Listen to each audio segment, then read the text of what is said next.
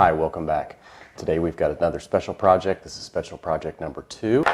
We've got my friend Douglas here. Douglas is a wooden robot made of wooden strings. Why is his name Douglas? Well, his name's Douglas because he's made out of Douglas fir. So Douglas fir is a coniferous tree, which just means it's a pine tree. It doesn't lose its needles in the winter. If you think about it, it looks a lot like a Christmas tree. In fact, Douglas firs are used as Christmas trees.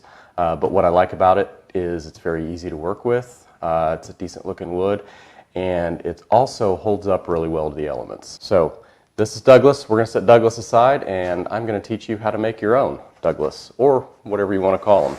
So what you're going to have is you're going to have 7 pieces of wood. You're going to have to sort through. It's all together, but they're all very identifiable. You're going to have 4 small pieces. These all look the same. These are the hands and the feet. They've all got holes through the center of them. We're going to set those here. You're going to have a 2-inch dowel, and we'll get to that in a little bit, but that's what separates the head from the body, and he can still turn his head, or she. Next, you're going to have a body block, and the way you can tell the body block is because it has a hole in the top, and this hole is for the dowel, and then it's got 2 holes that go all the way through the side.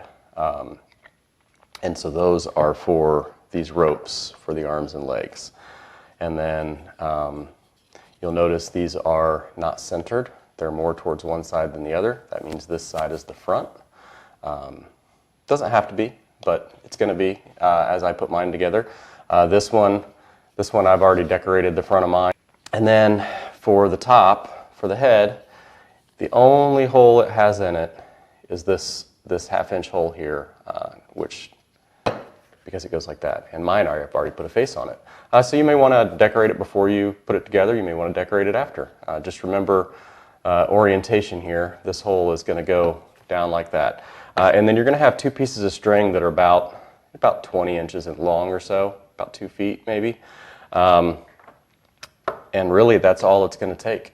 So as I put mine together, I'm going to start with attaching the head to the body. Now you'll notice, it's kind of hard to see here, there's still some cleanup that needs to be done in this hole. I could probably pound the dowel down in there and it would work just fine. But I'm going to take my knife here. You could probably use a pair of scissors or really anything. It's not going to take much, and I'm just going to clean up that mess.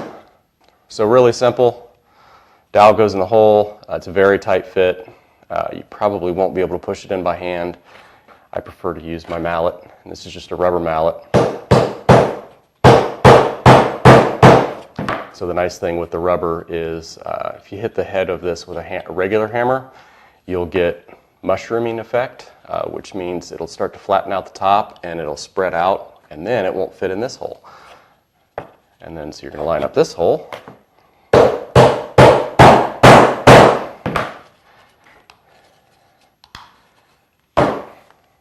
And there you have a head and a body, and it's on a swivel. And it should be a tight enough fit. You don't need to glue it, then you can turn the head and you can change the orientation here.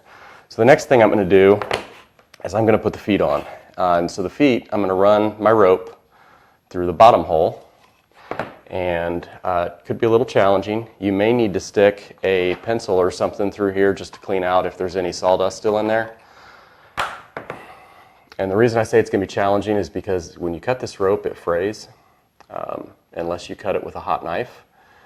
They do make special knives just for cutting this. So I just kind of pinch it all together, and the hole's big enough that you should be able to get it to go through.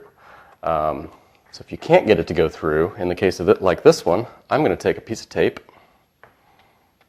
and the hole is a little bigger than the rope, so this won't be a problem. Doesn't need to be very big. I'm going to pinch this down, and then I'm going to take a piece of tape, and I am going to wrap it around very tightly so that it makes it, and this is really ugly, but what it resembles is the tip of your shoelace, same thing, and then that's going to push through there super easy. So then I'm going to get them about the same lengths. I'm going to find the point here so they're about the same lengths. going to find the point here where it reaches this hole. You could mark it. I'm just going to pinch it with my fingers, and I'm going to pull this back out a little bit, and I know I need a knot right there. So I'm going to tie a little knot in there. It doesn't have to be perfect. And then I'm going to pull from the other side to make that knot nice and tight.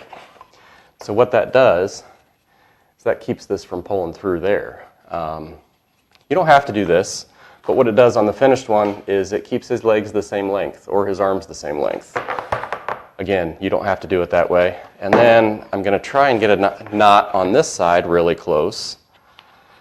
It's not going to be all the way. It's going to move a little bit. And I'm going to get it really close, and I'm going to pull it tight, just the same way I did the other one. And now I've got his legs.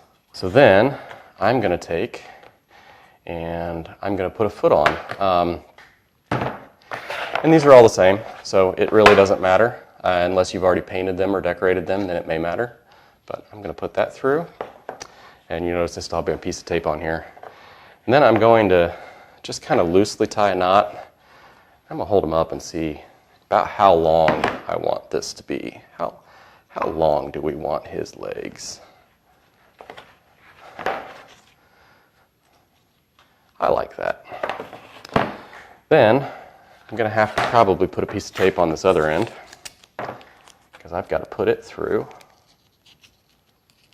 Just going to set it up so I can roughly see where this knot needs to be. So I want his legs to be about the same length. And that looks funny because that's too short. And I do the knot really loose so I can move it.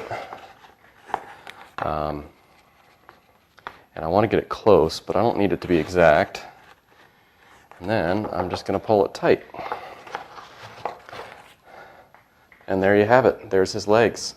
Cut the excess rope off.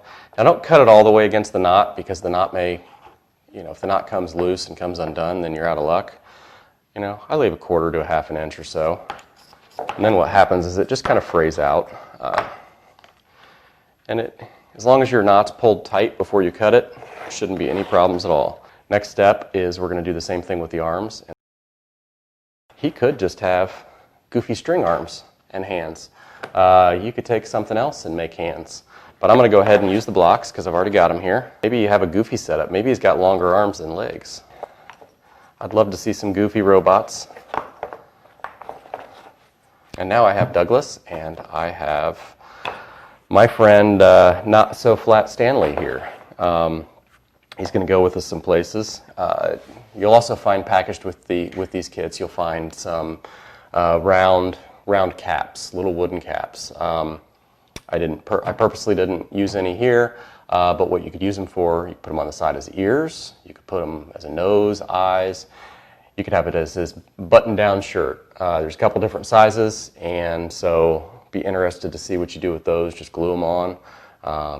You could get paint, you could get some craft paper out, you could make, maybe he or she has a mohawk. Maybe you've got some hair made out of yarn too, that would be kind of neat. So get creative with them, have some fun. Can't wait to see what you guys come up with, so share your pictures, and if you have any questions, as always, you know where to find me. Take care.